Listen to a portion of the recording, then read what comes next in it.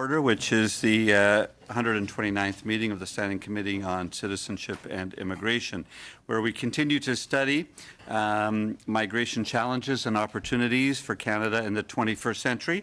Quite a broad study that we are attempting to add some insights for Parliament's thinking on in a general way on this broad topic.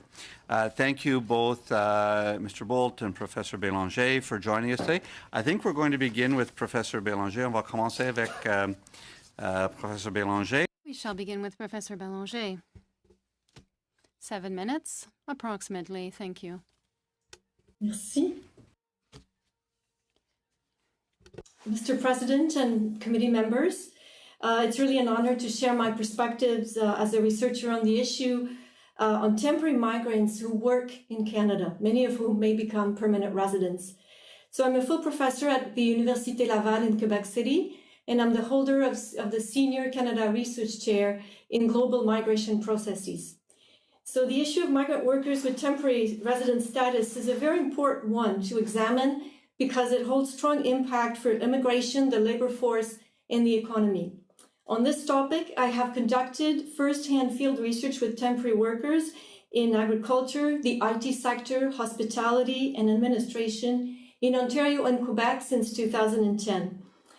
This involved over 100 interviews with workers from different source countries and very extensive time spent in the field with temporary workers. So I'm interested in the impact of policy on workers and in restituting their perspectives and experiences.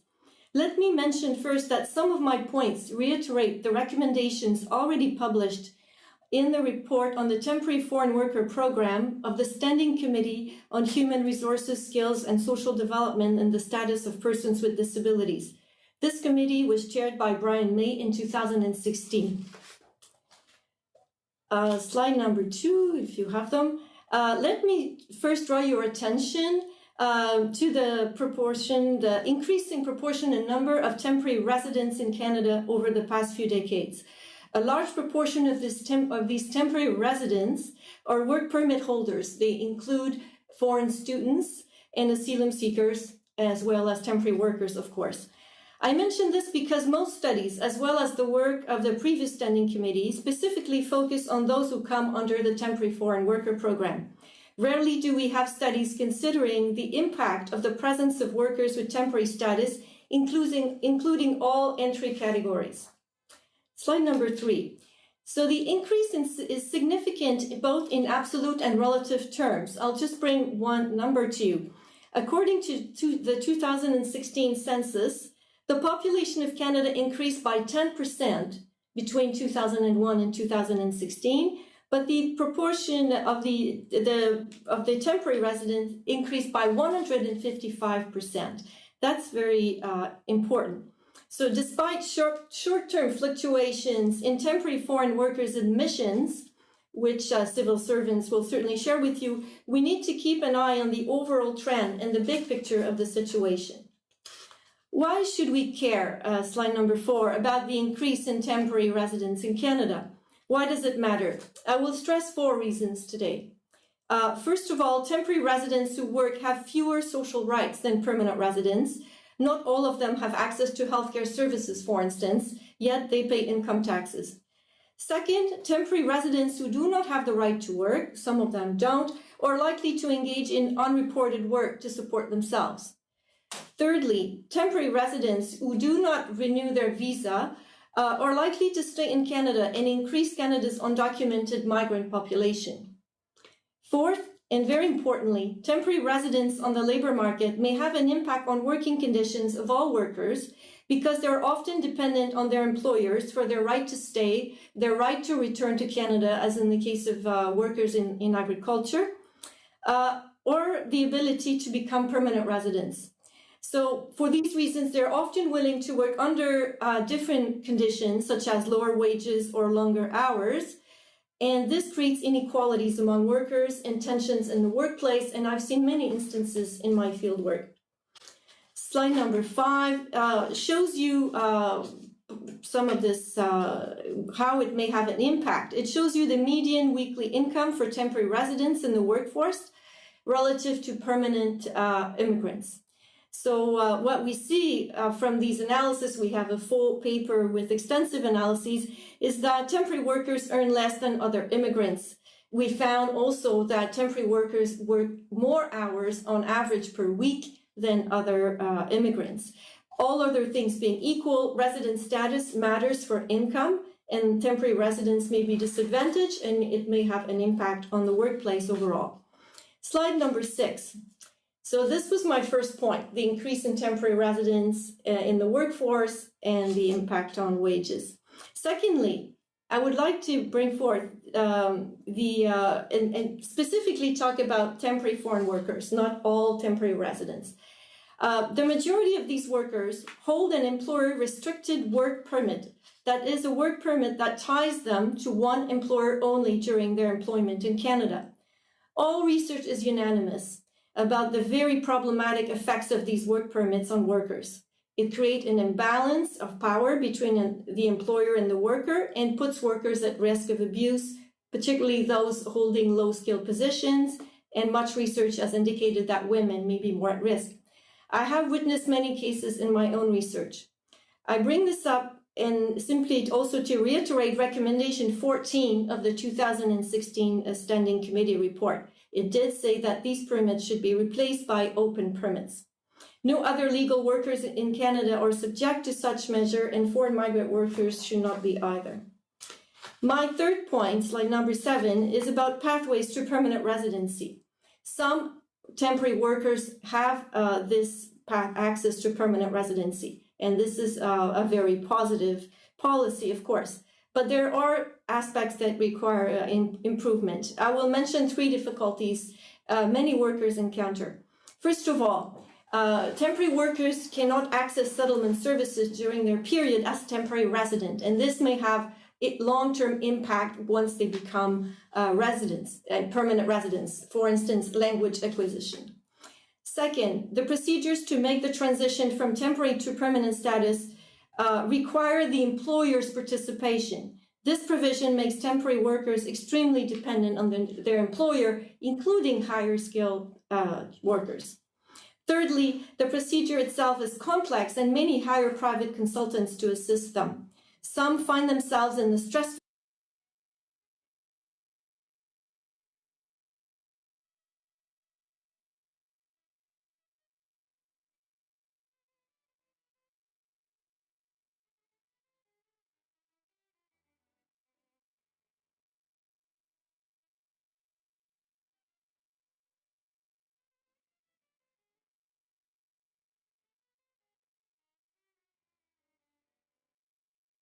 Can you hear me, Mr. President? Fine. I can hear you. Can you hear me? Yes, I can hear you. Okay. Yeah. We stopped at just her third point, your third point with respect to the complexity of the system. Should I stop now, or No, sorry, you keep going. We'll give you more time. Okay, I have maybe 1 or 1.5 minutes. So this leads me to the last point, slide number 8, which was recommendation number 16 of the previous report of the Standing Committee. And it called for wider access to permanent residency for temporary workers. The reality of temporary workers is that many of them do not fill temporary labor needs at all. Many of them work in the most difficult jobs that provide essential services to our communities. They pick up local fruits and vegetables we eat. They change beds in our hotels. They clean toilets in private homes. They take care of our elderly and our children, and will increasingly so do these tasks. So these labor needs are much longer term. And finally, to conclude, I'd like to stress that in assessing the situation with respect to temporary workers in Canada, more space could be provided to workers themselves, both Canadian-born immigrants and temporary workers, to better understand the dynamics that their presence involves. And much of the focus, I find, is on administrative measures rather than on the bigger picture. The effects of policies on the workers' lives are extremely important for Canadian society and the labor market. Thank you. Mr. Bolt, thank you for coming back. Thanks very much for having me. I'm going to be covering two topics today. One is parents and grandparents, and the other is business immigration.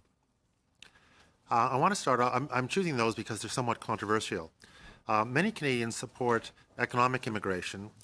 They have an understanding of our obligations for humanitarian classes, but are bewildered why so many parents and grandparents are being approved. They say things like, the last 10 years of somebody's life is where 80% of our healthcare costs arise, or they're just here to collect old age security or guaranteed income supplement. Those of us working in immigration realize how important this category is for many families in Canada. We're aware of the cohesiveness it brings to immigrant families, whose lives feel weaker and less stable without the support of their parents. We also suspect that it leads to far better economic outcomes due to things like reduced reliance on subsidized daycare, large transfers of monies from their parents to their children, more stable marriages, generally less reliance on social services, perhaps even allowing families to have more children, thereby reducing the need for more immigration to support job growth. The world is much wealthier now, and the old Indian couple you see walking around the community may have sold their family farm and transferred $500,000 to their Canadian children, or the Chinese couple shopping with their grandchild in the supermarket looking earnestly for bargains. Well, they may have sold a house in Shanghai for $1 million and brought all their money to Canada. I travel to China a great deal. When I am there, I often go for a walk in a park in the mornings. It could be any park anywhere in China. In each and every park, there are thousands of elderly Chinese who gather in the mornings. They're all doing amazing exercises and activities. They're singing, dancing, tai chi, weight training, and on and on. They all eat healthily and have good mobility. In Canada, when I go to a food court, in any mall in Canada, I see hundreds of unhealthy Canadians drinking liters of sugar-filled soft drinks to wash down their plates of burgers and poutine. I note the absence of elderly immigrants consuming the same things. If they are at the food court, they are generally talking and socializing. If they are eating, it is with care and attention to what they consume. Are these older people coming to Canada to take care of our healthcare system, to take advantage of our healthcare system? The real truth is that our healthcare system is not that good and is only ranked 30th by the World Health Organization. I know many Chinese who regularly go back to China for healthcare treatment. I don't know many who have immigrated to Canada for our healthcare system. Many Canadians are not aware that parents who are sponsored by their children are not able to claim old age security for the first 10 years in Canada and 20 years for guaranteed income supplement. And of course, unless they work in Canada, they don't qualify for a Canadian pension plan. That means that the costs of their care must be borne by themselves and their children. By having these parents and grandparents come to Canada, they add to the lives of the whole family. But I also suspect that have a net positive economic impact. How much? I really don't know. They bring money, buy goods and services, have overseas pension, and reduce social services costs for their children. I would love the Canadian government to analyze the effects, costs, and economic benefits of parents and grandparents. I think that if we were to analyze, the results would be truly astounding. With parents and grandparents, they have a very different demographic impact on our society. They won't be having more children, and their main purpose in life is simply to support their children here in Canada. If we don't undertake an analysis based on facts, then many Canadians will continue to not appreciate this important group of immigrants. Maybe the results will be different than I expect, and maybe they are a drain on our health and social systems, but I doubt it, and I suspect all of you do as well. So please consider undertaking an analysis, an economic analysis of this group. It will help to the national discussion greatly and lead to a greater acceptance of grandparents and parents in Canada. Such an analysis of economic data will add to the unity of our country and allow any government to develop better immigration policies. I've been involved in business immigration for 20 years. When I was first hired by the Manitoba government, my job was to attract overseas investment to the province. I quickly discovered that most foreign direct investment to Canada came to invest in natural resources or to invest in large manufacturing sectors in the Golden Triangle. Unfortunately, Manitoba has less than the national average of natural resources and doesn't have a city of several million to attract large manufacturers. I was also tasked with managing the business immigration program, which was effectively handing out business cards and asking immigrants to come to Manitoba. At that time, there was a federal entrepreneur program, and in a good year, Manitoba might get 4 business immigrants. This led us to decide to try a different approach, and we launched the Manitoba Provincial Nominee for Business Program in 2000, the first business immigration program under the nominee program. From the moment we launched the program, there were hundreds of business immigrants wanting to move to Manitoba. It has truly transformed our province, with hundreds of new businesses being started. I subsequently went to Saskatchewan and did the same thing there, and they have enjoyed similar, even more success. Under Minister Kenney, the federal government effectively stopped their business immigration programs, both the entrepreneur program and the investor stream. Minister Kenney was able to obtain tax filings for a cohort of live-in caregivers and found that they actually paid more income tax than the federal immigrant investors did. Based on this result, he correctly closed down the program. Sadly, the Quebec Immigrant Investor Program continues to this day, with about 1,750 families a year being approved. It has three major faults. One is that very few of the approved applicants actually establish a business in Canada or in Quebec. Two, they pay very little income tax. And three, Quebec is effectively selecting immigrants for BC and Ontario, which is outside of their agreement with the Government of Canada. They are allowed to select Quebec immigrants, but not immigrants for other provinces. Estimates are that less than 10% of Quebec investors actually settle in Quebec. I would encourage this committee to look at the abuses of this program. It is not a program that should be supported based on any analysis. So I'm here to advocate for real business immigration programs, both entrepreneur programs and investors. Most provinces have started entrepreneur programs with varying degrees of success. The most successful ones allow business people to come to Canada under a work permit, establish a business, and then obtain immigration once the business has been operational for 6 months. The process is working, and I would encourage the federal government to consider launching a similar national program. If it is done well, it would create thousands of new companies and tens of thousands of new jobs. Similarly, the Quebec Investor Program needs to be wound down like the federal investor program was. In their place should be a real investor program where applicants would invest $1 million in real risk capital placed into privately run investment funds. These funds could be used to invest in the private sector, non-public companies in Canada, or in private-public partnerships, particularly those that have a social benefit. This idea came to my attention from Olivia Chow, who was advocating for the establishment of a federal investor stream with some of the money being used for social development. This idea is worth considering. In my opinion, there's an appetite for about 3,000 of these kinds of visas a year for investors. If they required hold periods for 7 years and the risk capital per person was $1 million, the effect would be to raise $21 billion in private sector investment over this time frame. That's a lot of private sector investment for Canada. All of these applicants would be screened to an even higher standard than our skilled workers. A local politician in Manitoba recently asked me what I thought of business immigrants being fast-tracked into Manitoba.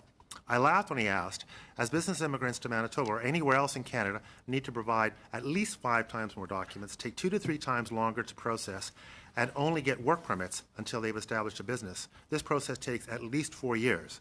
Not much of a fast track compared to the express entry, which is supposed to take about 6 months. I just need you to wrap up. Okay, one final comment. If the government agrees to get back into business immigration, please recognize that unless you hire people with a business background, then it's very difficult to develop these programs, as all provinces do that. Thank you very much. Thank you. Ms. Zahid. Back to Marwan? No, it's not me. It's in the second round. I can go first. Okay, you're going to go We were first. switching and then. You're not now. Okay. Oh. Mr. Tabera. Sorry, I Thank you did. very much, Mr. Chair, and thank you for both the witnesses for coming here. And sorry, my voice. I'm losing a little bit of my voice, so be patient with me. For the first witness that spoke via teleconference here, you mentioned about foreign workers and the percentage of how many temporary foreign workers that come into Canada per year. We're seeing a lot of migrant workers across, economic migrants across the globe traveling, and it's been around 258 million in 2017, and in 2000 that number was around 150 million, I believe. So we're seeing a lot of individuals moving because of economic opportunities. And I just wanted you to elaborate on, we take in roughly over 300,000 new immigrants per year.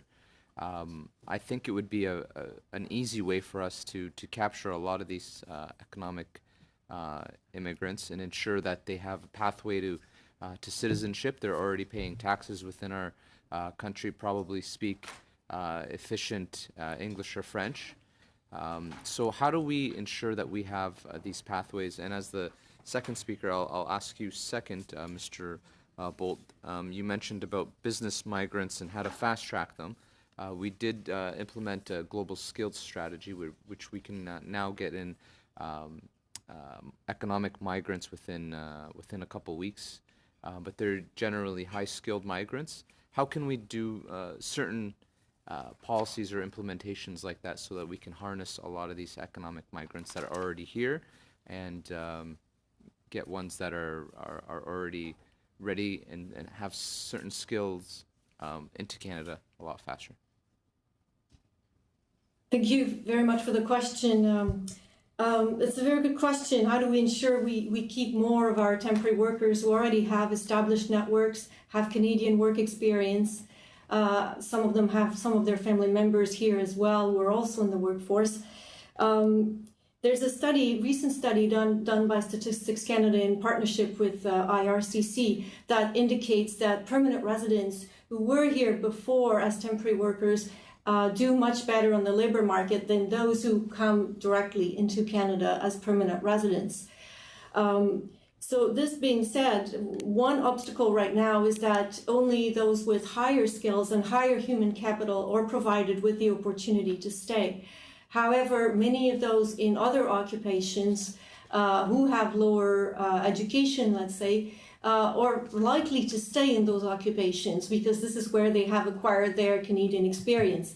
And it would certainly be a very positive development to encourage the government to retain more of them, regardless of their level of education, for instance, and value their Canadian experience more.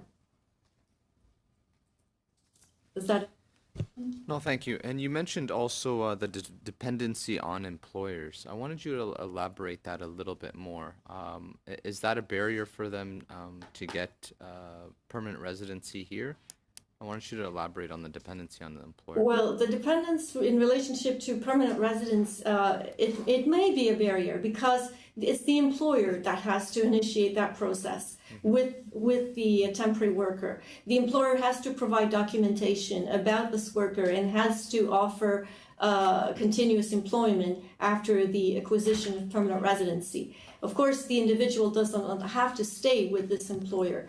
But what we see in the field is that with good employers, things go smoothly. But if you have employers that tend to be more abusive, they use that as a carrot. If you don't work overtime, if you don't, accept those working conditions, I will not assist you with your transition to permanent residency. And that dependency can be very problematic. And we hear a lot of workers saying, I am putting up with this, but as soon as I have my permanent residency, I will certainly work elsewhere because some of the, this doesn't follow my contract or labor code is not respected, and it can be very tricky. So this is an issue for sure. Yeah. My second question, Mr. Boldet, you mentioned in your testimony at the very end, you mentioned about business migrants and then that they are fast-tracked. What other types of programs would you like to see considering that? I mentioned the global skills strategy, that's one, but what else would you like to see?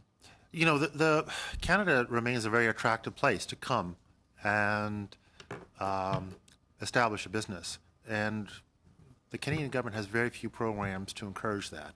We try to encourage foreign direct investment, but it's difficult for companies to come here and establish a business. And there's a growing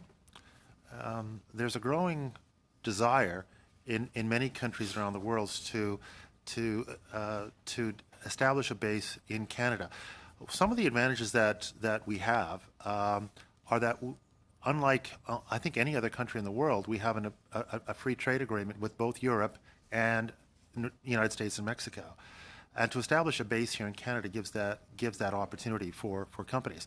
We don't have a program to allow that. We don't have if you are a medium-sized business in Indonesia and you wanted to come here to establish a business here, the federal government doesn't have a program to allow and encourage that. You can do an intercompany transfer, which is a temporary work permit, but it really is not facilitating the movement of companies to come to Canada. It's not encouraging it. It's by getting rid of both the entrepreneur program and the investor program and not replacing it with something, we're not attracting companies to come here. And I think all of you are aware that foreign direct investment over the last couple of years has dramatically fallen in Canada. And so it would be good to try to develop programs for that. But I want to ask about the investor. You mentioned the investor program. I could be mistaken, and maybe Right. you can elaborate a little bit more.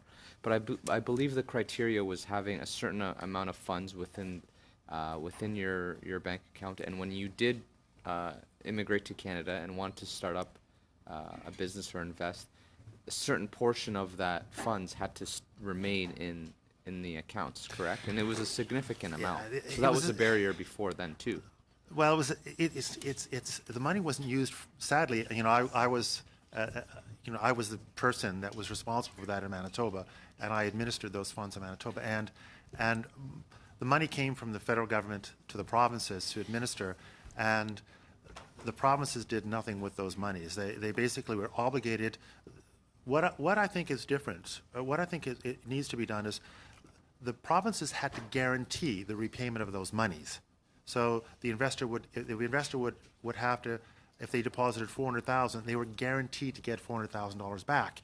So it wasn't risk capital, right? So if we are going to have an investor program, the investor has to agree to invest in real risk capital. I just need to end you there. I'm sorry. We're a little over time. Thank you. Ms. Rempel. Thank you, Mr. Chair. I move that pursuant to the order of reference on Wednesday, October 24th, 2018, the committee consider the supplementary estimates A before the reporting deadline set out in the standing order 81.5, and that the committee invite the Minister of Immigration to appear in view of this study. Just before we do that, are you going to bring a second motion too? Let's deal with this one first, perhaps. Well, I was going to give the time for the other side to discuss both motions, but could I just check to see whether there's unanimous consent in the room to invite the minister to come for supplementary estimates? So I don't think all agreed. So Thank you. the motion is carried. The motion is carried. Excellent. On to the next. I suspected. We chatted. It happens.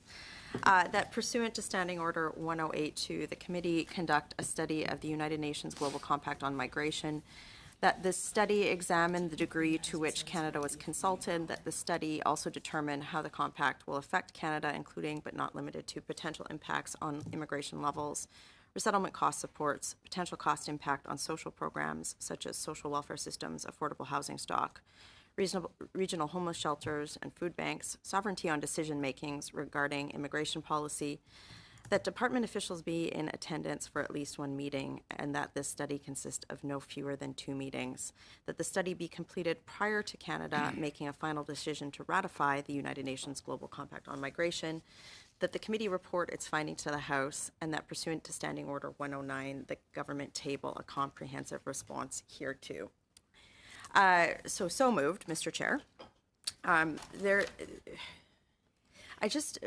We're about to enter into this agreement, and there hasn't been a lot of discussion about it within the context of Parliament yet. I know I've had a lot of questions about the agreement in my office. I'm assuming that colleagues of all political stripe have as well, and I think it's incumbent upon us as parliamentarians to show the public, to get a better understanding of the agreement, of the intent of the agreement, and then frankly discuss the agreement in the context of Canada's current immigration situation.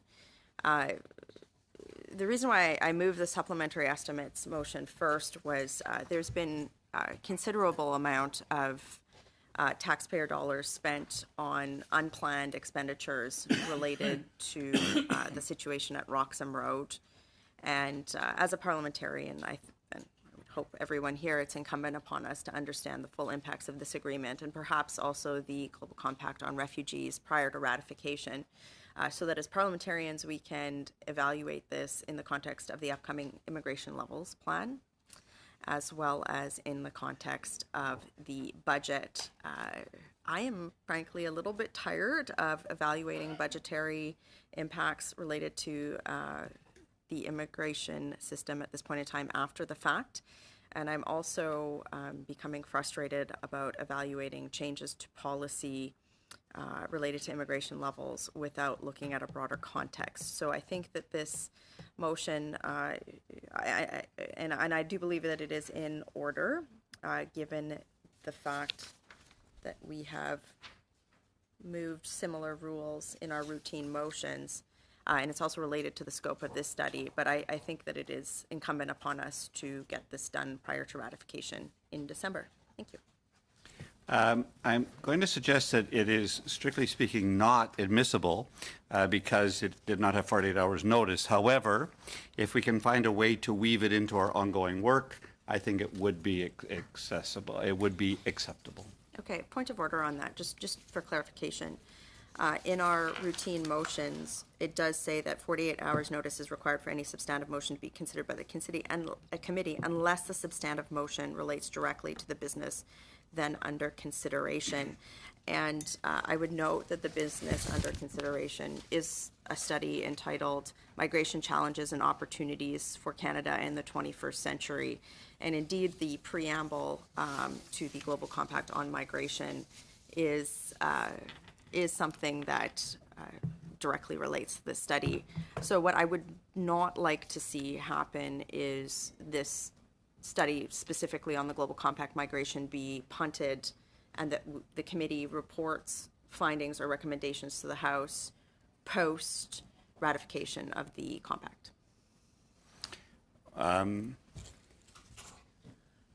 just going to say that we have a problem there because it can't be both. It is either a part of the study under which we are engaged and doing that, or it's a separate study which would come later, which I think is problematic because it would be coming after the ratification of the agreement.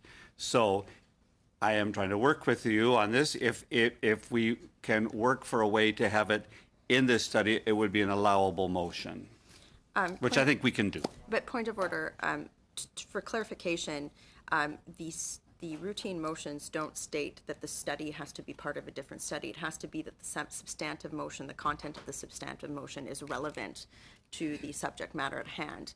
And I believe it would be incumbent upon you as chair to tell the committee in ruling that it's out of order how the ratification of the Global Compact on Migration is irrelevant to the business that the committee is currently studying, given the breadth and scope of the current study. Yes, it does relate to the study, but a separate study would be different.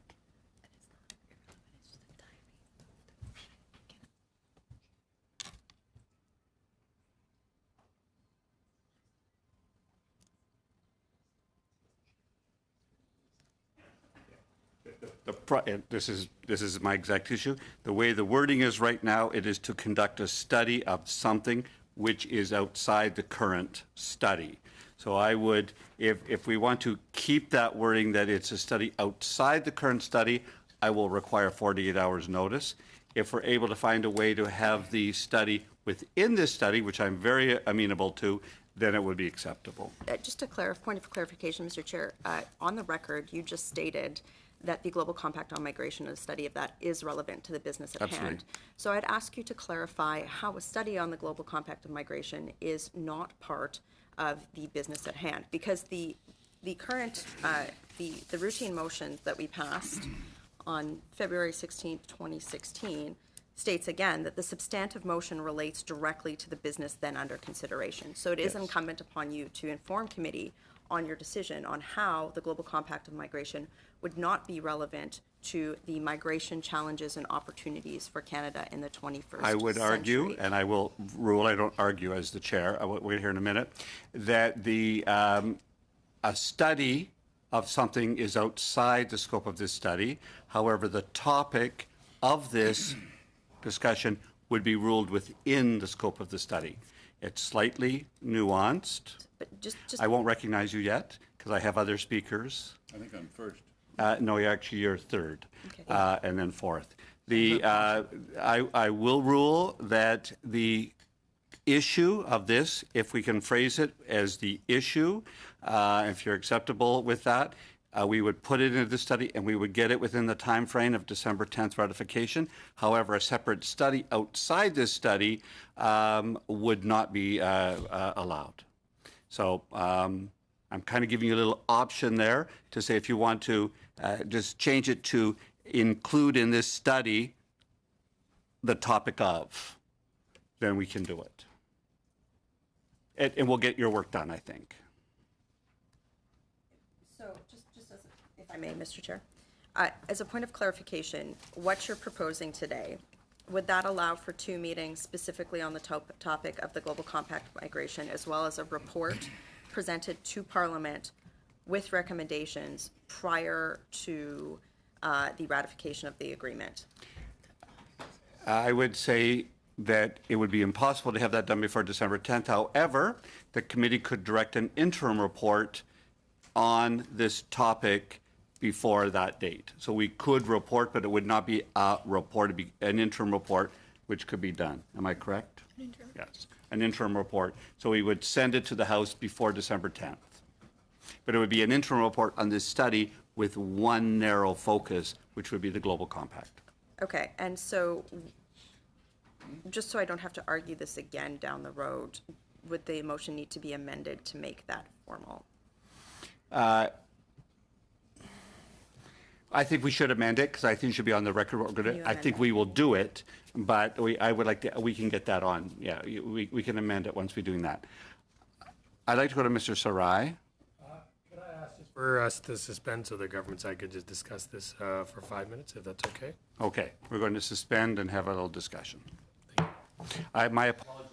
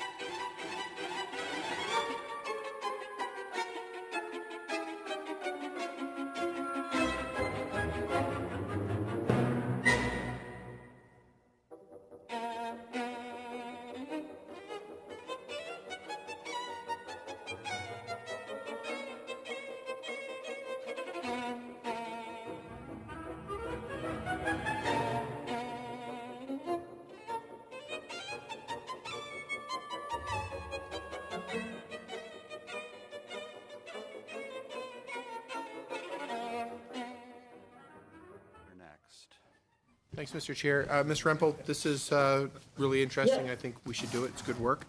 In terms of what's being proposed, when amended, if we can figure out the exact words, it would be to dedicate at least 2 meetings. You've only included the United Nations Global Compact on Migration. You don't have the refugees there.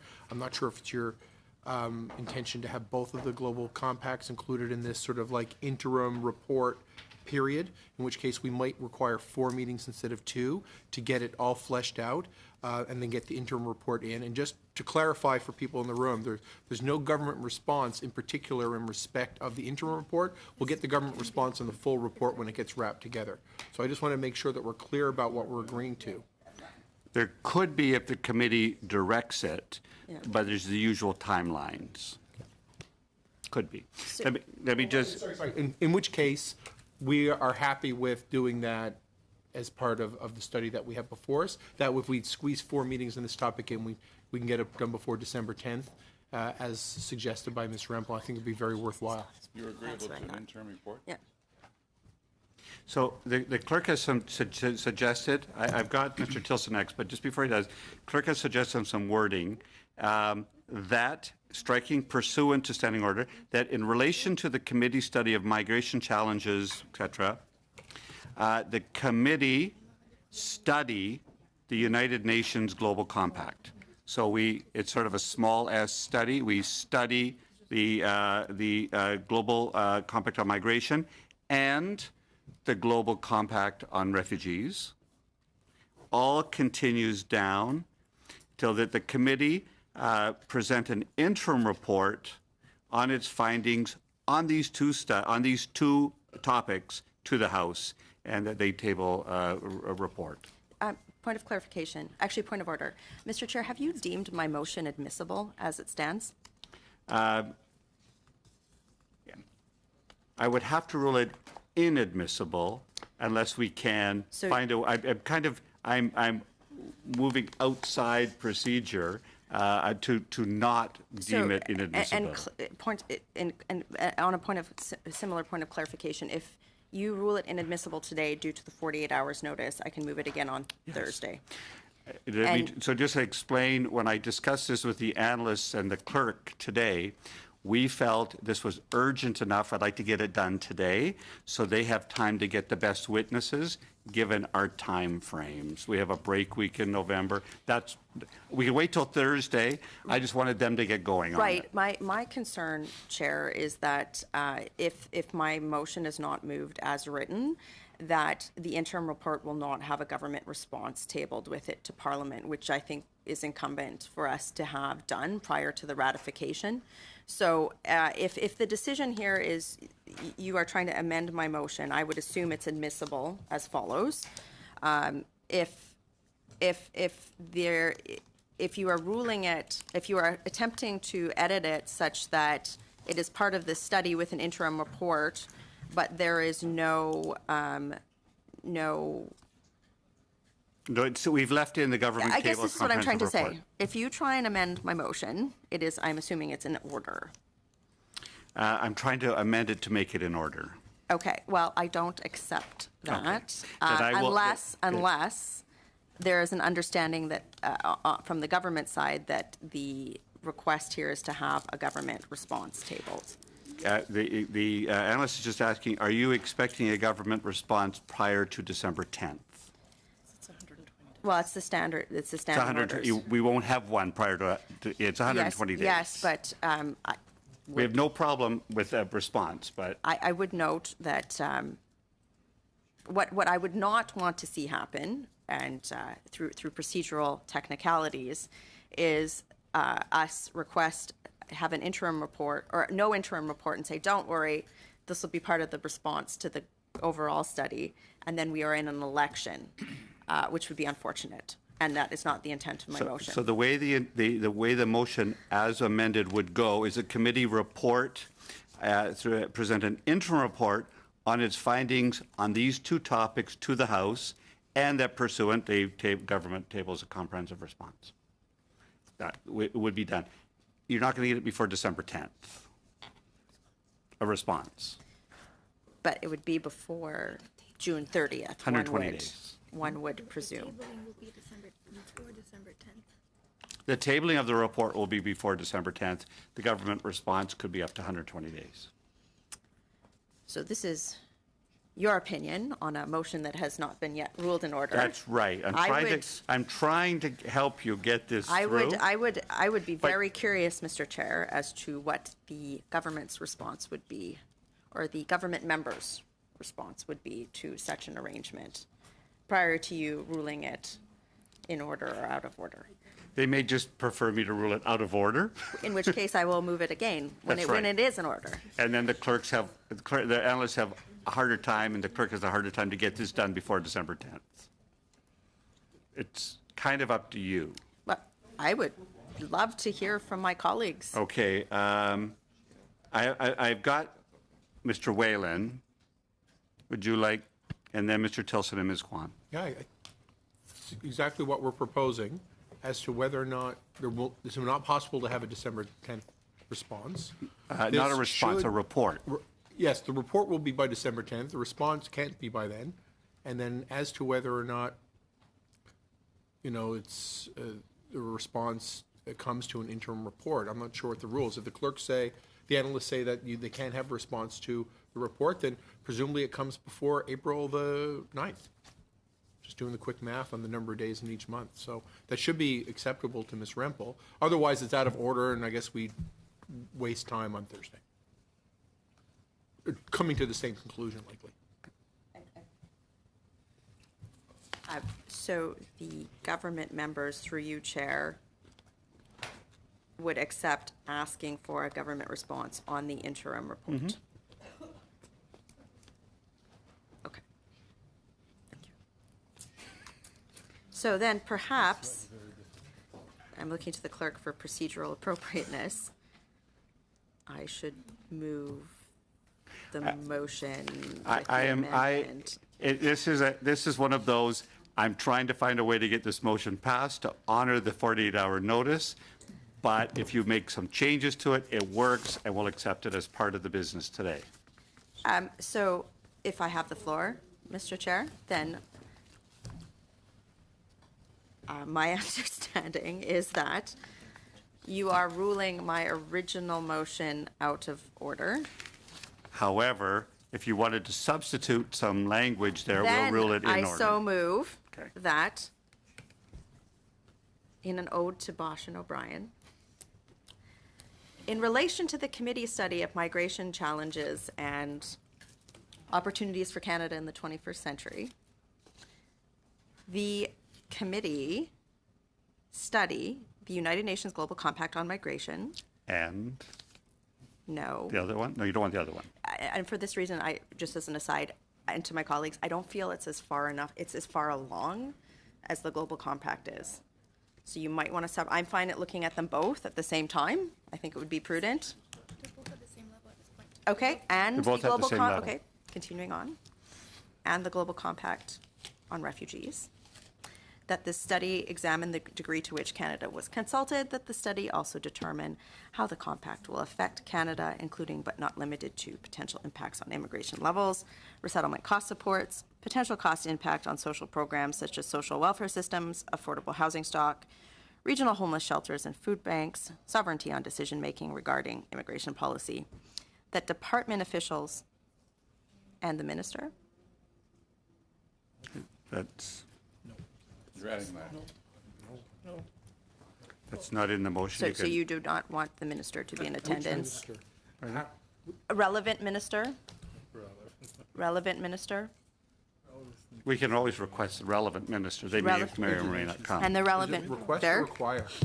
relevant minister be in attendance for at least one meeting, that this study consists of no fewer than 4 meetings, and that the study be completed prior to Canada making a final decision to ratify either compact. That the committee provide an interim report on this aspect of the study to the House, and that pursuant to Standing Order 109, the government table a comprehensive response to the interim report. When? Yeah, the only thing I would change is the second and last use of the word study may be topic or issue, because we use the word study. I think it's the topic within the big study. We're not going to do an interim report. We're going to do an interim report just on this. I would argue c'est la même chose. C'est la même chose. Mais- I think we understand what we're doing. Okay. Yes. Small s study. We have a revised motion on the floor, which I believe is in order because it does relate to our current study underway. I'm looking at Ms. Kwan. Would you? Okay. Mr. Tilson. I wouldn't dare interrupt this delightful So debate, delightful. so I pass. Are all in favor? Any opposed? Good. I know it's a little unusual procedure, but my goal was to get moving on this so that we could get our work done. Now we go to the witnesses. Yes, and I still have 7 minutes. Yes, I do, actually, pursuant to... You do have 7 do. minutes, Thank but you may not. You may generously give some of that to your colleagues. Thank you, Mr. Chair. Pays to know the rules, doesn't it?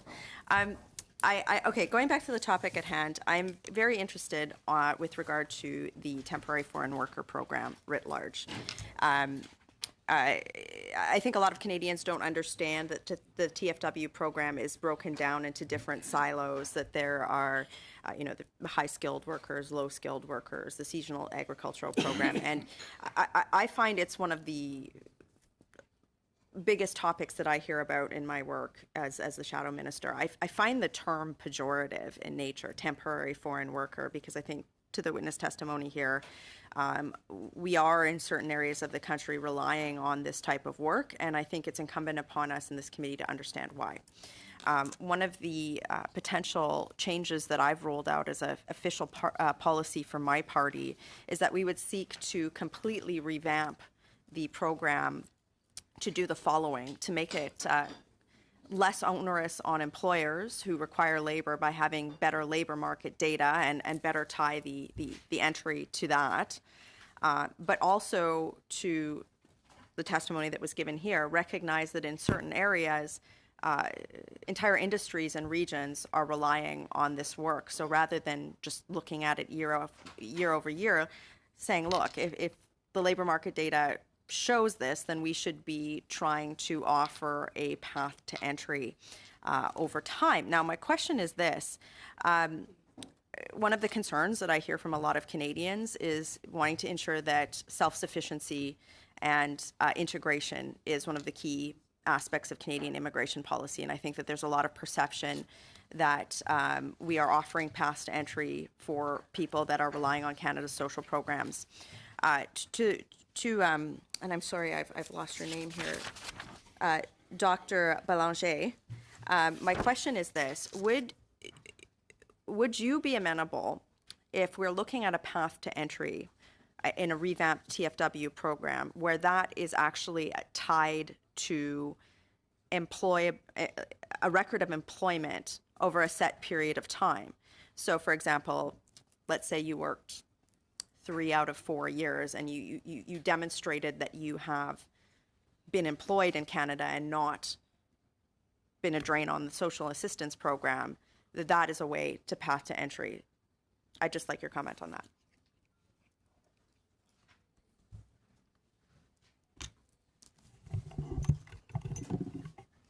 No? Can you hear me? Now we can.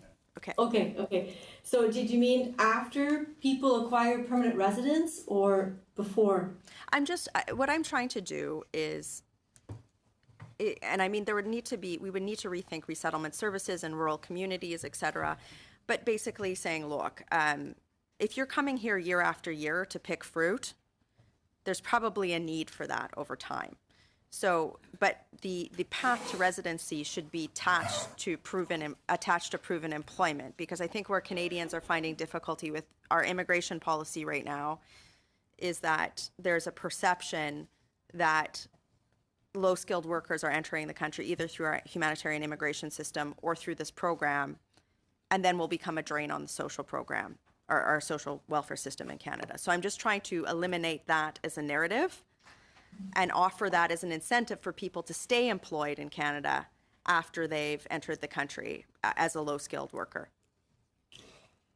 Well, there's no study about this, but I strongly think from having, discussed with so many temporary foreign workers that people who are already employed continue to be employed. And actually, there are some studies, but they're the most likely to be employed. More than direct entry, some direct entry permanent residents, or some other categories, who have difficulties finding employment or on social assistance for some time and feed that narrative you're alluding to. Whereas people who are already in the workforce have work experience, have that work experience on their CV, have a good relationship with some employers, are very unlikely to be a drain on Canadian social welfare system. I think what some people are advocating for in terms of, let's say, the temporary residence period are sector-specific work permits rather than employer-specific work permits. And also maybe geographical limitation. Mm-hmm. So you're going to Alberta to work in food packaging. You have to work in food packaging in Alberta, but you may not stay with Maple Leaf. If you're not happy, you can go somewhere else. Mm. And so that could be an interesting move, a very positive move, I think. And it could boost productivity, and it could be very positive both for workers and employers to facilitate more circulation of workers within that sector. Now, once people have permanent residence, it's much trickier because they become, our Charter of Rights would be very complex to limit their employment and force them into a certain sector. However, people with lower social capital, as I said earlier, are very likely to stay in that sector if they're happy with the employer. And for large employers who have provided good services, including help with getting permanent residency, they have a high retention rate. The issue is more with smaller employers and people who cannot offer any assistance. And so I think overall it would be positive. Agriculture is a sector with specific issues because it's seasonal. Mm-hmm. So there would have to be some that's a great point. Other employment, bridge employment for these workers during winter season, for instance. Okay, great. Thank you. Thank you for the question. Yeah. Ms. Kwan. Thank you very much, Mr. Chair. On the temporary foreign workers program, Dr. Boulanger, you mentioned, of course, the imbalance between the worker's perspective and that of the employer, and the fact that the worker is entirely reliant on the employer and therefore are subject to potentially various pressures, and I would argue to some degree abuses in the system. To the issue around the suggestion that somehow these workers are a drain on our system, and of course you noted in your presentation that these temporary foreign workers come into the country, they work, and in fact they're not eligible for a variety of programs, including, for example, UI. They're actually not qualified to collect UI, but they actually pay into UI. And I'll just name that as one example. In order to make this more fair, you suggested that we should have open permits. I wonder, what are your thoughts about the principle that if you're good enough to work, you're good enough to stay? Well, this was the last point of my presentation, and I didn't have much time. But absolutely, and as your colleague just asked earlier, I believe exactly temporary workers who come to Canada undergo health exams, security checks. They are scrutinized, and they are actually, as you said, good enough to come. And certainly, I think it's our best pool of potential permanent residents, regardless of skill level. And I think we should certainly facilitate this transition for all of them. And many of them might not choose to stay. I think that's the other message we need to get across. In the case, for instance, of agricultural workers I've met from Guatemala who have an illiterate spouse in Guatemala and who have several children, they know that as minimum wage earners in Canada, they would not do very well, and they prefer to circulate. What they want are better working conditions and open permits. So I think we need to send that message that if we offer that option, it doesn't mean that suddenly all of them will decide to stay. Absolutely not. Some want to be here for a few years, raise some money and build a new house and move on, start a business back home. Some might elect to stay, but certainly not all of them. The restaurant industry, the hospitality industry, in fact, they had a lobby week here, I think it was last week, here in Ottawa, meeting with members of parliament, and basically calling for an adjustment in this regard. In fact, they said to me in my meeting that they would like for these workers to be able to come to Canada right at the outset and to stay in Canada, not come as a temporary foreign worker, because the reality is the industry needs them. Our economy needs them, and some businesses, some small businesses, in fact, are unable to expand because they don't have the workers here. They don't have the necessary chefs and so on and so forth in the hospitality industry. So to that suggestion of good enough to work, good enough to stay, and is the concept of allowing these temporary foreign workers to come to Canada as a permanent resident and have permanent resident status at the outset part of the solution here? Very briefly. Certainly, but it also begs the question of perhaps we should rethink our permanent immigration system and direct entry, and which is currently very, very demanding in terms of human capital and the criteria. So perhaps because our labor market primarily needs not only, but certainly large numbers of low-wage earners, perhaps we should also consider letting people who will take these jobs upon entry come to Canada as permanent residents.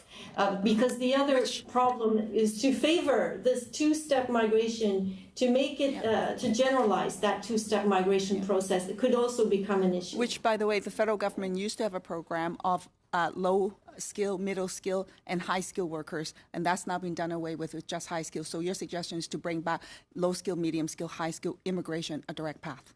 That's certainly something to be considered to respond to labor market needs. I'm afraid we need to end there, and my apologies again to the witnesses. The standing orders allow members to bring motions in the middle of testimony.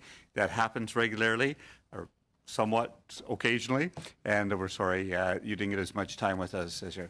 We do need to end this part of the meeting, suspend, and bring the next witnesses in for the second panel. Thank you very much.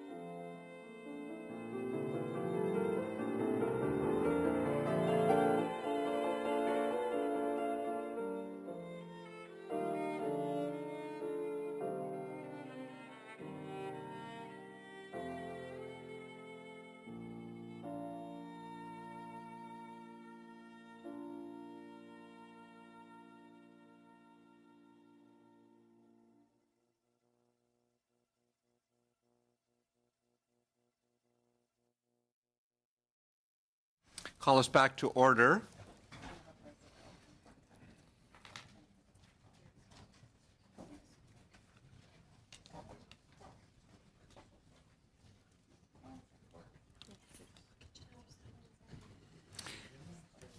Just before we do that, and I don't want to miss this at the end of the meeting, I just want to suggest to the committee that for the meetings on the two UN compacts, the global compacts, we'd like to have witnesses. If you would like to have witnesses in addition to officials, I would request that you submit them by November 2nd, Friday, November 2nd. That's 4 days from now, but we're on a tight timeline. So any witnesses that you would like to have that are not officials per se, you can submit them to the clerk. The other thing is I just want to request your permission, I hope unanimously. We had a deadline of November the 1st for written submissions on this study. As Ms. Kwan had noted, we may not get very many. We've only had one official submission. I'd like to extend that deadline now till the end of November, and we can re-advertise and request other written submissions. Everyone in favor of that? Just keep it open. Okay. My recommendation would just keep it open, Chair. Keep it open. I like a deadline. It's a month away, just to make people do it. Sure. Make people do it. I think we'll be flexible at the end of November. If someone puts it in December, we can accept it. We'll do that. The clerks, analysts hate it when I do that, but if we get something good, I don't want it not to get in. Thank you to our witnesses for joining us today. We have officials from two different departments, our usual friends from IRCC as well as the Department of Employment and Social Development. I think we'll begin with Ms. Kim and Ms. Panagakos. Close? Very good. I just know Kronia Pola. That's all I ever know. If you would begin, I don't know who is speaking, and then we'll go to ESDC. Perfect. Thank you, Mr. Chair, for the opportunity to discuss Canada's temporary foreign worker programs with the committee today in relation to the committee's current study on migration challenges and opportunities for Canada in the 21st century. Je suis la directrice générale de la Direction générale de l'immigration. I am the Director General at Immigration Branch. I'm accompanied by Helen Panagakos, who is the Director of the Temporary Resident Program Division, as well as the International Mobility Program. I am going to talk about what I have understood is the main area of interest for the committee with regard to today's meeting.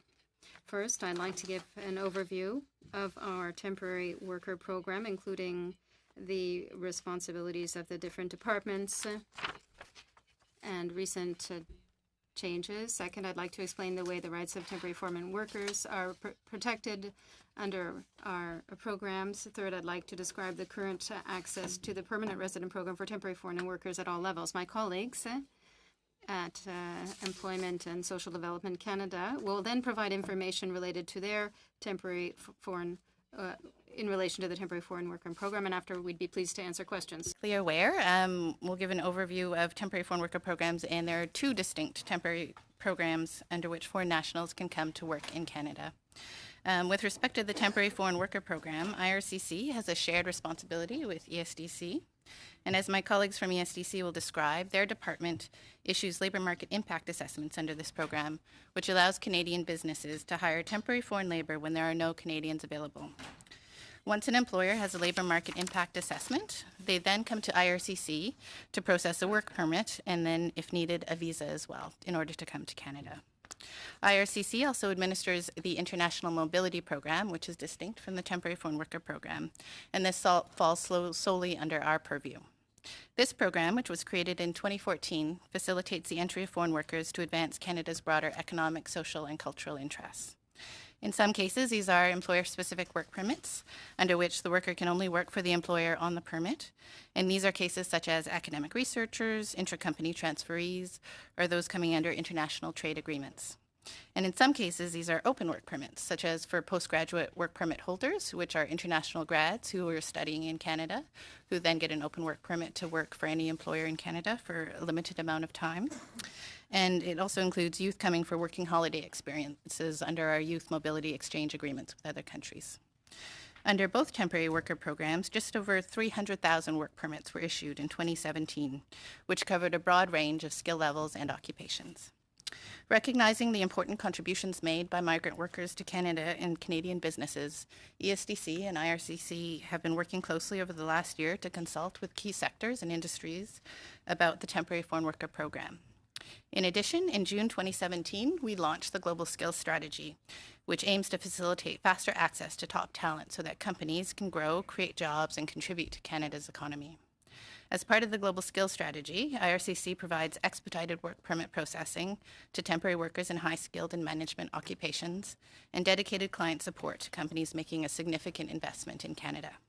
Since last June, we have processed over 15,000 work permits under the Global Skills Strategy, primarily in IT and engineering occupations.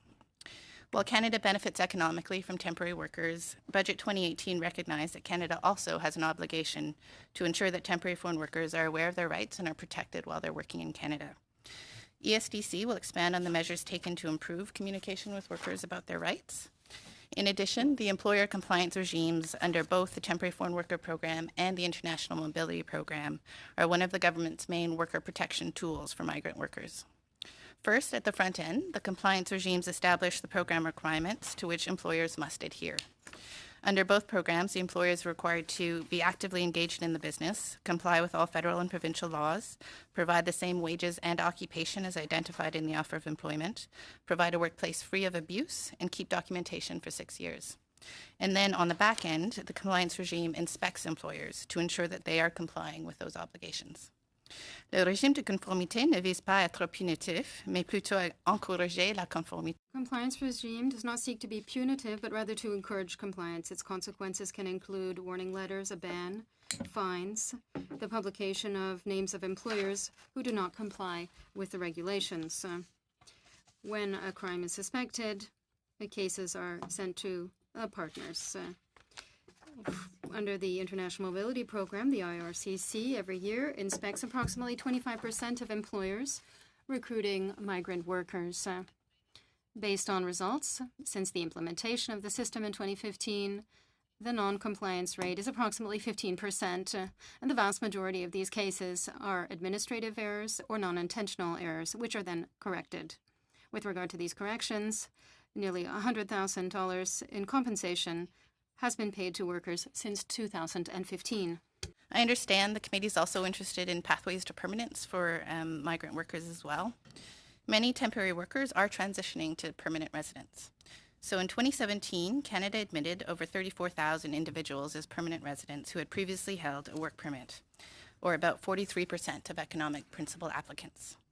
At the federal level, Express Entry manages applications for our federal high-skilled programs and offers points for key human capital characteristics that increase the likelihood of someone becoming economically established in Canada. This includes points for prior work experience in Canada, increasing the likelihood that temporary foreign workers will be invited to apply for permanent residence. Top occupations for those that have been invited to apply through Express Entry currently include software engineers, information systems analysts, and professors.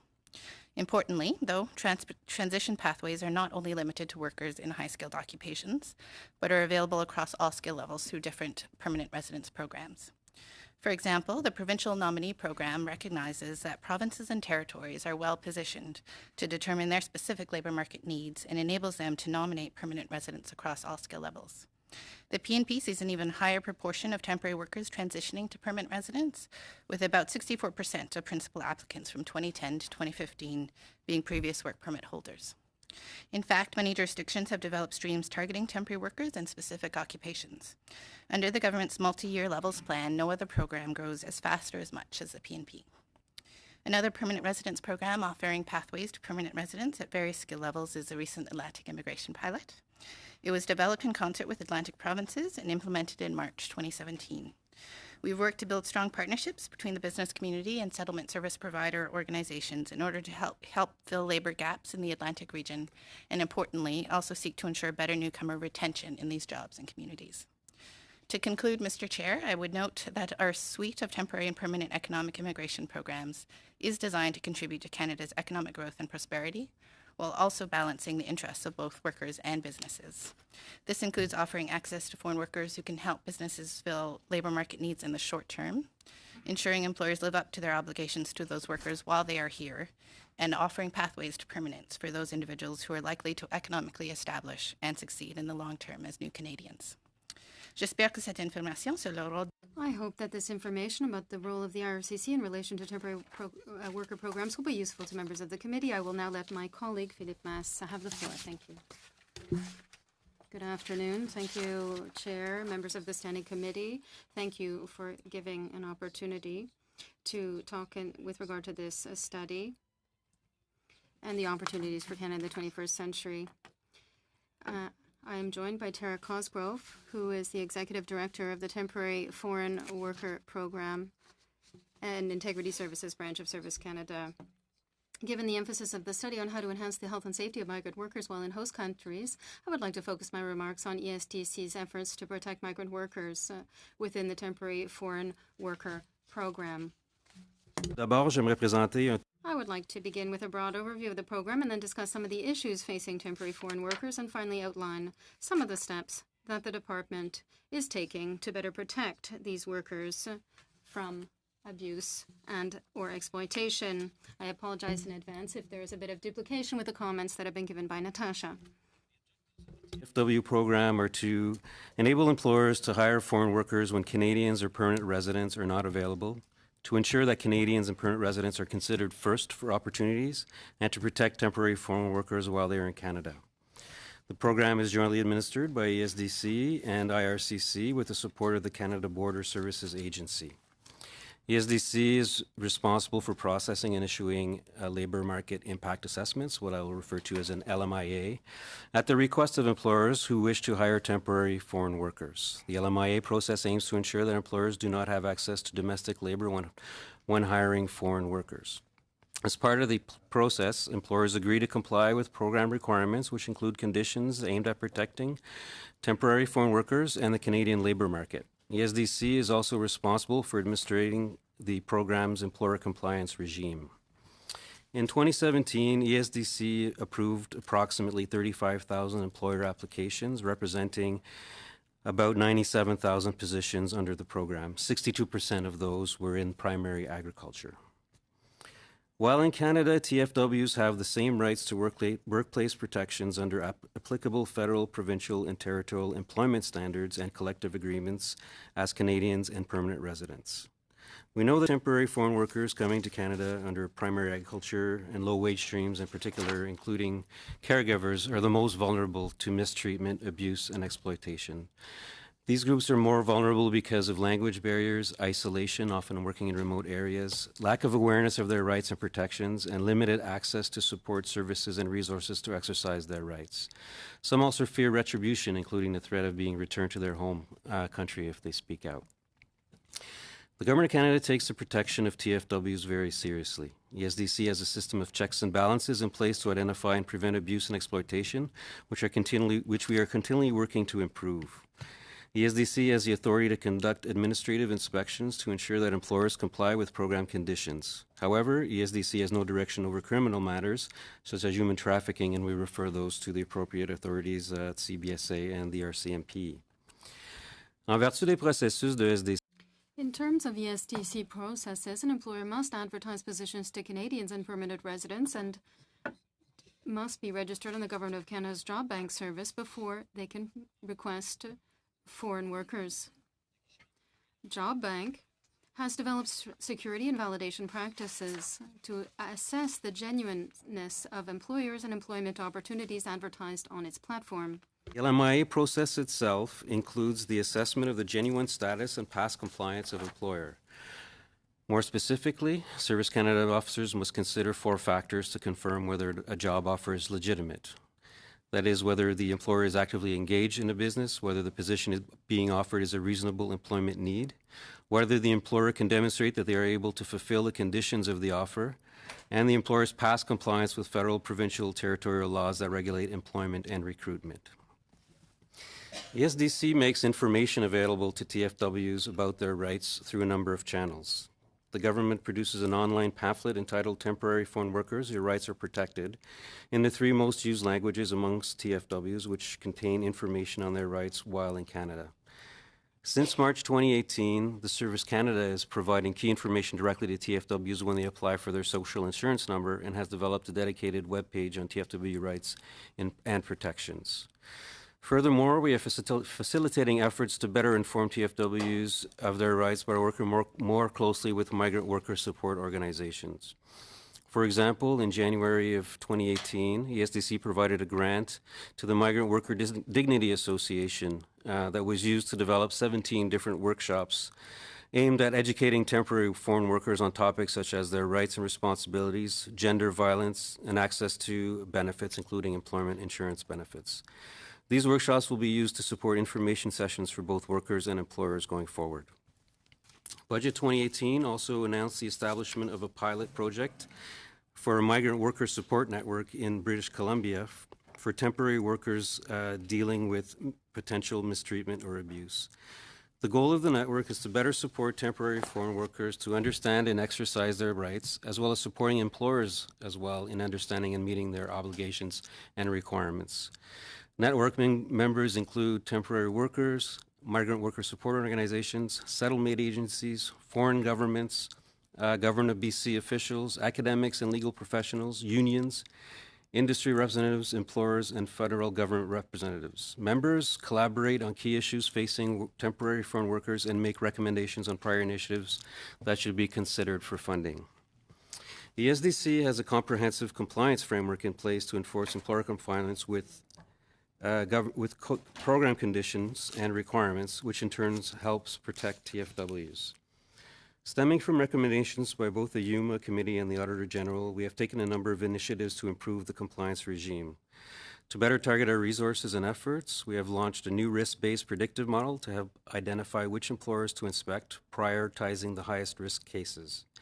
The department has significantly increased its on-site inspections, strategically focusing on employers of vulnerable temporary foreign workers. Since April 2017, the department has conducted more than 2,300 on-site inspections.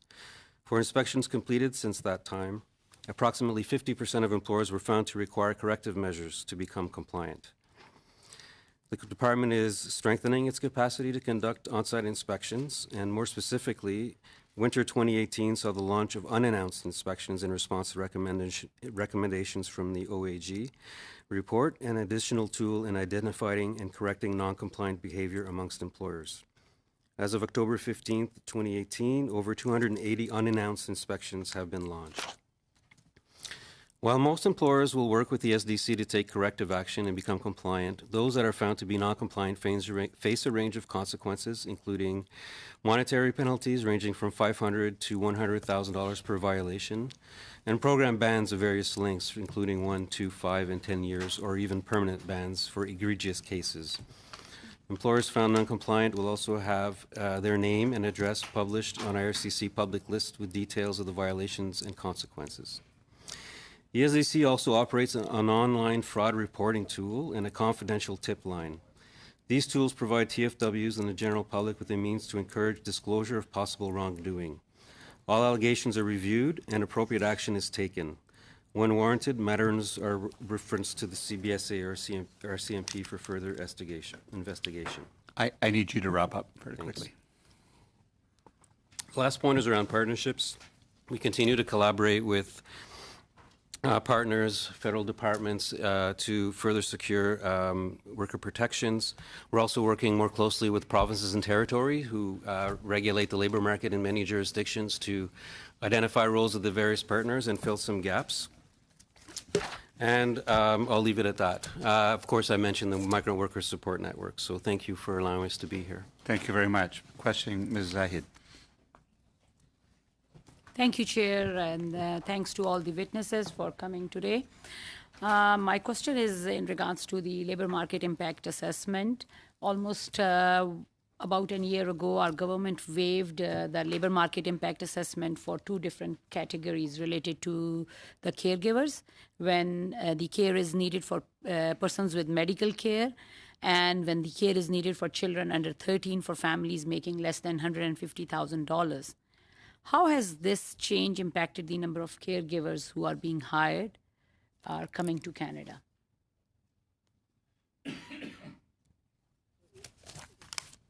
Well, the labor market impact assessment is still required for caregivers in those two categories. Yeah, so how exactly on how many people it has impacted who have used this with this new change? So what year were we comparing?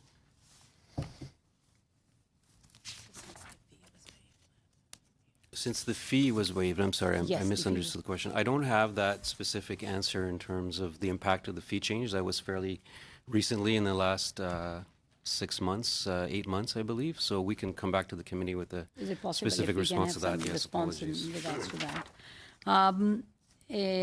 The Minister of Immigration announced recently, last year, that the existing caregiver pilot programs would come to an end next year in November 2019 and will be replaced with a new improved program. And I understand some consultations have been underway with the stakeholders on designing the new program. Is there any direction and feedback you can share from those consultations? This would be for the IRCC staff.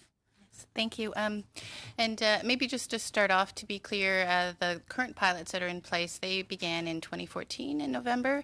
And under IRPA, there's a time limitation to pilots. So it's a 5-year pilot. And so the natural end to that is November 2019. And so, of course, we are turning our mind to what happens next. And the minister's been clear that there will continue to be a pathway for caregivers in Canada. So we did launch consultations in the spring. We heard from, I believe it was over 125 stakeholders. Most importantly, we heard directly from a number of caregivers themselves. And certainly we've also received a number of written submissions as part of that. So we've been taking that input. We've been considering those very important stories that we heard during those consultations from caregivers and others about some of the challenges that they face in those occupations in that temporary stream.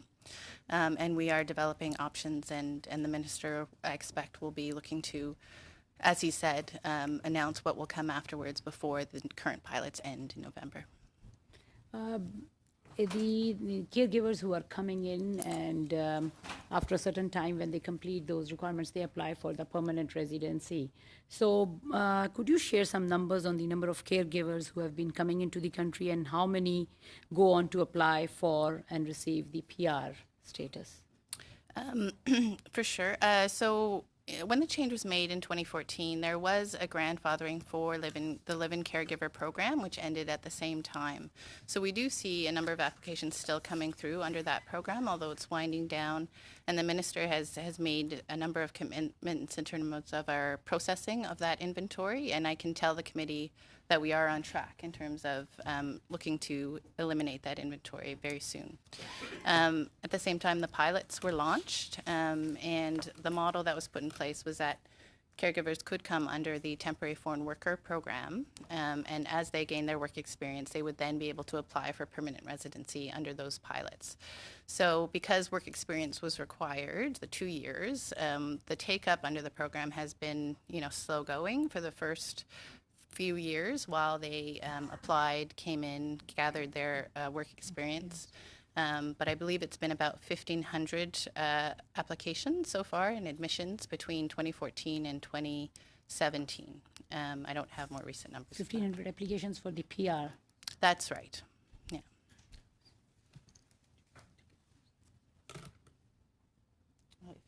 And then Len can provide a few more numbers for you. So I'm just going to give you a couple of numbers that are a little more specific. So in 2017, we had 22,247 caregivers and family members that were admitted to Canada. So 20,985 were under the live-in caregiver program, and 1,262 were from the two pilots. And from January 2018 to August 2018, we had over 14,000 caregivers and family members, so 13,090 under the Live-In Caregiver program and 1,140 from the 2 pilots that have been admitted to Canada. So those are to situate you a little Thanks bit for in the numbers. My next question is on the international students. I know attracting more international students to Canada is a priority of this government. In addition to their contribution to the economy, international students who decide to stay in Canada after graduation often make the best permanent residents and future citizens, as they are already well integrated into Canadian society. However, international students often don't come solo. They bring a partner and children who will want to work and attend the school as well. So could you discuss how we are designing our international student programs to support not just the students, but their families, so they can succeed as a unit, and family reunification is really very important.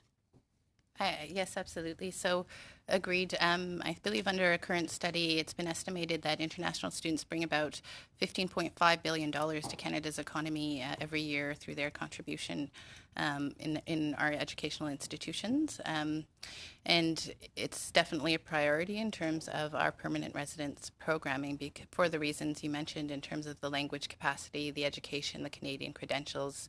And that's why we've made recent changes when it comes to the pathway for international students. So, of course, we do have our postgraduate work permit, which allows after graduation students to work on open work permits for up to 3 years. And during that time, they can gain that work experience I mentioned that will give them extra points under Express Entry.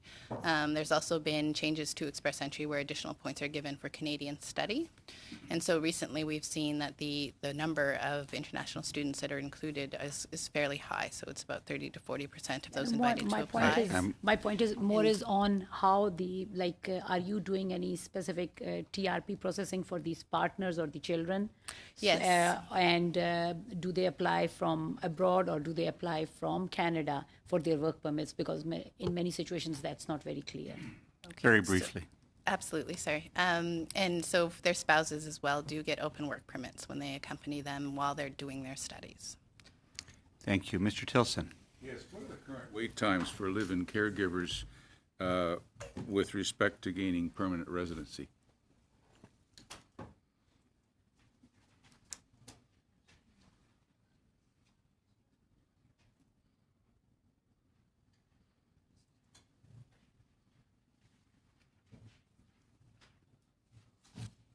Sorry. Okay, so if I look at the numbers for 2017 and 2018, so I don't have the exact processing times, but what I can tell you is we are on track to meet our ministerial commitment to finalize 80% of the new complete applications that were submitted on or after October 1st, 2017. I have no idea what that means. Within the 12 months. So there was a commitment to process them within 12 months. For so those the wait times are 12 months? Is that what you're saying? For those that were submitted on or after October 1st, 2017. And how large is the backlog? I don't have those numbers. So can you undertake to get them for us and send them to the clerk? Yes. Yes? Yeah. And how are the wait times trending? So if I can add, we can certainly provide that information and we'll come back to the committee in writing, but I would just add that the numbers provided were in relation to the live-in caregiver program. That's right. And that That's what our my current question is. pilots, the current standard is 6 months, and we're seeing that it's actually much lower than that. So the wait times are getting shorter or longer? It depends on which cohort we're talking about. For the live-in caregiver program, we've committed to do a shorter service standard for those that have come in committed, recently. but are they getting longer or shorter? Not what you're committed to. Are they Yeah. getting longer or shorter? I think overall they are getting shorter, but we'll come back with more details. You'll to the provide committee. that information to the clerk. The same questions with respect to the live-in caregivers when it comes to reuniting families here in Canada. The same questions. What are the wait times? How large is the backlog? Perhaps you don't have that either? No. So it would be related to the actual finalization of the PR application, which is when their family members could then join them. Well, again, what are the wait times? For the live-in caregiver Yes. program? Okay, we don't have that, but When it comes to reuniting families in this country, we don't have that, but we can get it to you. you'll get that too? Yes. And the other, the same with respect to the backlog and whether they're getting short, the wait times are getting longer or shorter? You'll provide that to us too? That's correct. And the only number that I can share with you that I have with me is that in May of 2014, the backlog stood at 62,000 applicants. As of August of this year, 2018, the inventory has been reduced to less than 8,500. Okay. Which of the streams of the temporary foreign worker program is having the most difficulty supplying the needs of employers?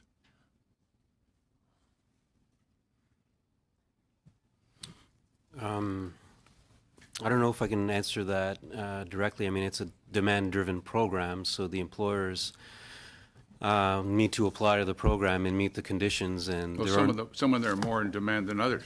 yeah, so over the years there have been changes to the program to restrict Well, access. right now, So currently, the most restrictions are on those seeking workers in lower wage positions. So in 2014, a number of reforms were put in place over concerns that the program wasn't being used as intended.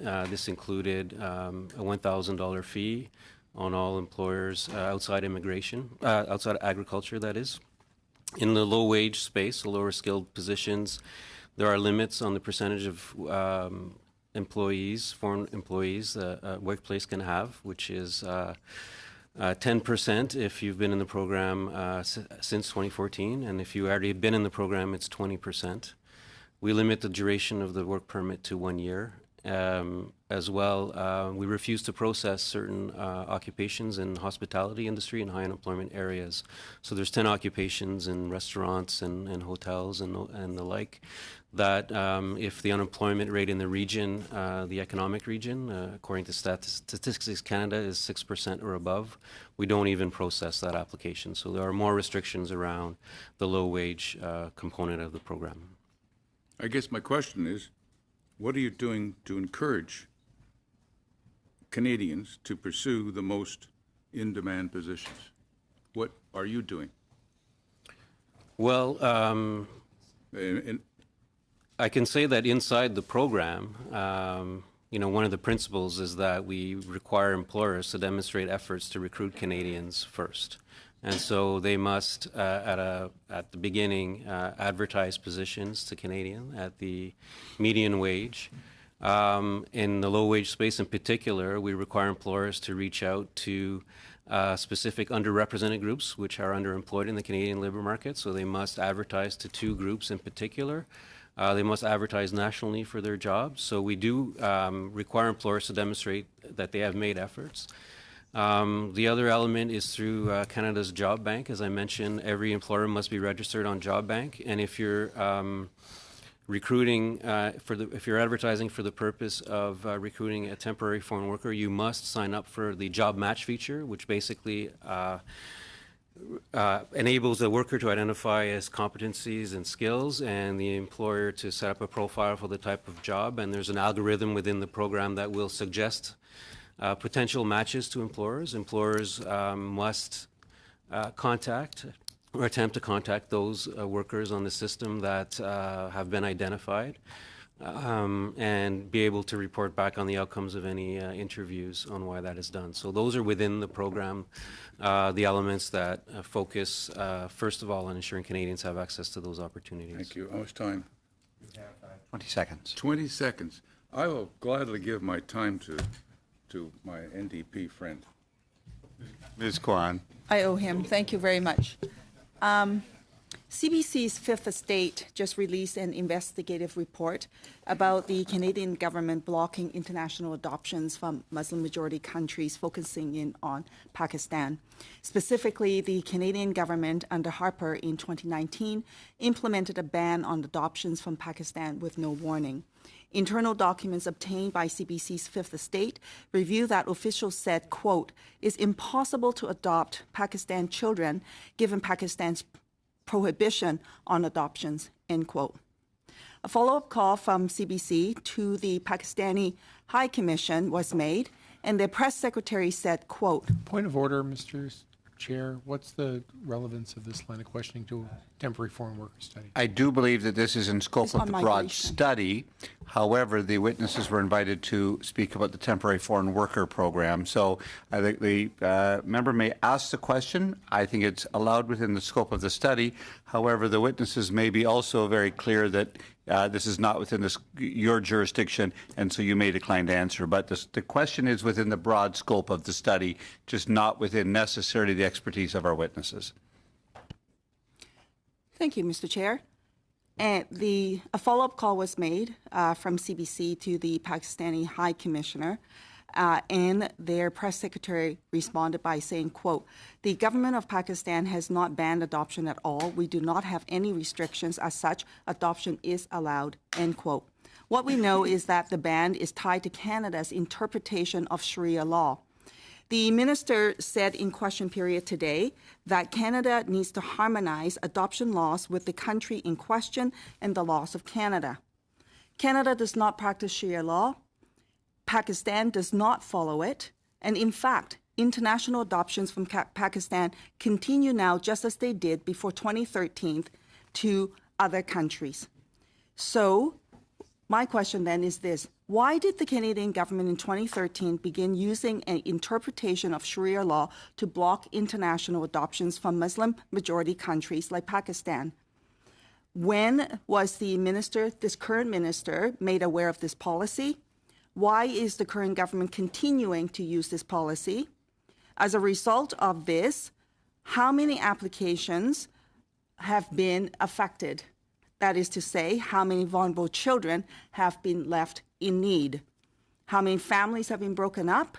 And how many families have been rejected since November 2015? And finally, the government say that they are now reviewing this policy. So what is the timeline for the review, and when will it be finished? So I regret, Mr. Chair, but this is not within my area of expertise or the area of my mandate. But perhaps that's something we can take away to provide a written response. I would request that we receive a written response. This is within the scope of the study to which we're studying, if I can get that commitment. And then also, I would like to add to that question, when can Canadians expect that this ban be lifted so that they could bring their adopted children home to Canada? I know of one family who's been blocked for this adoption for 6 years. She received approval for the adoption in 2012. This law came into place without any warning from the Conservatives in 2013. 6 years later, she is still yet waiting to unite with her adopted son. The orphanage have actually given her an ultimatum. Pretty well said, take your son home to Canada or you have to abandon your application. That is the choice to which Canadians are left with. And that to me is absolutely outrageous. So I would love to get a response to my questions related to this issue. On the question around temporary foreign workers, it was talked about around the caregivers program with the deadline coming upon us in November of 2019. The consultation has ended, and so my question is, when can we expect a decision to be made? So thank you for the question, Mr. Chair. As the Minister stated repeatedly, he expects to be able to provide a new pathway for caregivers well before the pilots end in November 2019. Do you have any timelines? That's the timeline I would have. Okay, so before November of 2019. So, all right. With respect to Iranians, because that's another group of individuals who's trying to gain pathway here to Canada, whose processing time is delayed extensively, many of them far beyond the standard processing time. This issue has been brought up to the minister on a number of different occasions, both at committee as well as in the House of Commons. We also learned that the Paris office, for some reason, even when people have been processed and approved, the applicant themselves have not been notified. Why is that? I don't have the details to that, but I can certainly come back to you. So around processing times for Iranians, and in particular for that office that you mentioned. Yes, I would love to know what's going on with the Paris office. It just doesn't make any sense. Applications have come through, have been processed, and for some reason the applicant has not been notified. And in the meantime, people are waiting and waiting and waiting. And frankly, as we were talking about with the temporary foreign worker stream, that Canada actually need these talents. We want them here. Our industry folks want them here. The government themselves have talked ad nauseum about how we need these particular workers with this set of skills. And they're here in this country. They've studied here. Many of them have PhDs, some of them double PhDs and grad studies and so on. But still, their application is extremely delayed, and for I don't know what reason. Are we referring to for students or other categories? These are primarily students that are already here in Canada who studied here, and they bring with them a wealth of knowledge and expertise, well integrated into the country, and their permanent residence application is far beyond the regular processing time of any other countries. And I'm just really wondering why that is, and what can we do to actually resolve this. It's not good for I need to Canada, end it's not that good for our there. country. I'm sorry. Just for your awareness, that undertaking has been requested already of the department. So good. I would like to get the information specifically as well. Paris with the office, okay. We have bells ringing. I need unanimous consent to continue for a few minutes. No. I don't have it. I'm afraid the meeting then is now adjourned. Thank you very much for your participation.